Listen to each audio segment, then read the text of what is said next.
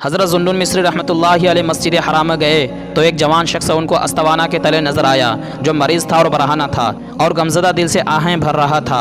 आपने फरमाया है कि मैं उसके पास गया और सलाम किया और उससे पूछा, ऐ लड़के कौन हो तुम? तो उसने जवाब दिया कि मैं एक गरीब हूँ और आशिक हूँ। उसकी बात मेरी समझ में आ गई। मैंने उसको कहा कि मैं भी तेरी मानिंद हूँ। वो रो पड़ा, मैं भी उसके साथ रो पड़ा। तो मुझे कहने लगा, क्या तू भी रोता है? मैंने जवाब दिया कि तेरी मानिंद मैं भी हूँ। बस वो शदीद रोया और एक चीख लगाई और उसी दम वो रहलत पा गया। उसके ऊपर मैंने अपना रुमाल डाला और कफन लाने के लिए बाहर निकला।